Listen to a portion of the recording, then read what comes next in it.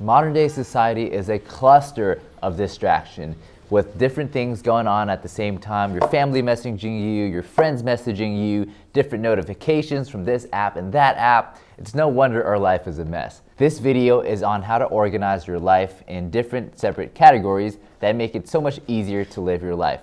Now make sure you stick to the end so that you can see the whole puzzle instead of just pieces of it. So I want to start this off by checking in on your health, whether it's physical or your mental health. And let's begin with physical health. So your physical health is super important because that's essentially how you feel, like when you go out, when you're walking, when you're moving around, whether your body feels nice and lubricated and ready to go. That comes down to whether or not you're getting the exercise that you need. Because if you think about it, thousands of years ago when we were born, society and civilization wasn't completely a thing. Instead, we were born out in these jungles and wilderness, and we had to hunt and we had to gather our food and we had to be super active that we don't do much these days. A typical day is actually sitting on your computer for 8 to 10 hours, and that's very detrimental to your health. So a way to combat that is to actually go out and exercise and do something physical. Now, you might not know what you like to do that's physical. That's completely okay. We have the option of going out and exploring. So for example, if you're in a city, you can meet up with people for yoga meetups, or if you're in San Diego like me, you can go and surf. The beauty of it is that you can go out and just find whatever it is that you want to do. We have the luxury to do that. You don't actually have to be good at what you do. When I first started surfing 3-4 years ago, I wasn't good at all. Actually, I didn't surf. So I put in the time, I put in the effort, and I realized that this was something that I really liked to do. And as I kept doing it, my body started feeling a lot better. I started getting more in shape, and I started getting better at that. And then I kept wanting to do that. The hardest step to do is taking the first step, because once you take the first step and figure out what you want to do, you'll continually want to keep doing that. And also doing a sport or a fun physical activity is addicting.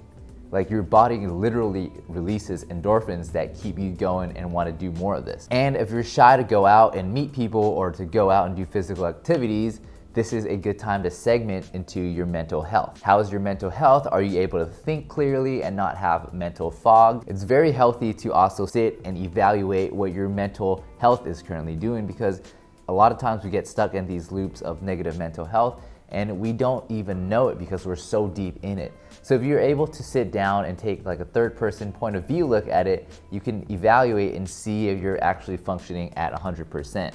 Some good questions to keep in mind are, what are the people around you like? Are these people empowering you? Are they draining you? Because a lot of the times these contribute to the thoughts that go on in your head. Like if you're hanging out with a negative crowd and they're talking about negative things most of the time, that's probably the inner narrative that you're gonna have in your head as well. There's this saying that you're the average of your 5 friends, and I think that's completely true. If you hang out with a certain type of people, eventually you'll be like them.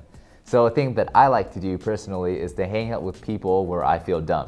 Because when I hang out with people that make me feel dumb, I'm eventually gonna get a lot smarter. If I'm hanging out with people that I feel really smart with, then eventually I'm probably gonna not use the knowledge that I have and just be average. So once you can categorize and figure out what your mental health and your physical health is doing, it's a good time to segment into your finances, because your finances is the way to have a sustainable living. And some of the questions that I like to ask myself to think about finances is, where am I currently at with my finances? Am I at a surplus of finances, or am I very broke? And if you're very broke, it's important to see where you're spending your money, or if you're bringing income in at all, or if you're just spending your money in the wrong places. A lot of times we spend our money on things we don't actually need. Think about how some people, when they first get their job, they're like, hey, I have a steady income, let's just go and get a BMW.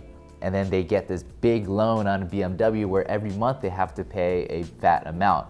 Now, that might be sustainable for a little bit, but ultimately you don't have to buy that brand new BMW, and that's gonna drain and drain out of your bank account. And if you have a surplus of money, it's important to see whether this money is being allocated into the right places. Hint, hint, putting it into the bank is not a good place, because banks have a return rate that's always lower than the inflation rate. A good number to judge this on is the general inflation rate is 2 to 3% a year, while the average annual return rate for a bank is like 0.1%. So if you have a surplus of money, make sure you're researching where to put it and where to allocate it so that you can have the best return on your money. Finally, how are your relationships with the people around you? We're social animals, so we always have to be around people. Now, some people might need to be around people less, some people might need to be around people more, but ultimately we need to be around people. That's why social isolation is such a serious punishment for prisoners. So what are your relationships like? Are you hanging out with the people that you really want to improve your relationships with? And think about it in a way where if you're hanging out with people that you like to be around and you want to build that relationship, how can you build that relationship? Like, for example, after a while, couples that live together start getting impatient with each other when in reality they actually still are in love with each other and they actually care about each other. How can you be forgiving of that person and to appreciate that person so that you can build and improve your relationship and just not take it for granted? And a lot of times it's the same with friends too. Like if you're friends with someone for a really long time, you start taking them for granted and you just don't treat that relationship as precious as it actually is. And it's also important to have time where you go out and socialize and meet people and build your network and just build on this social aspect of your life, because it's really important that you have a thriving social life.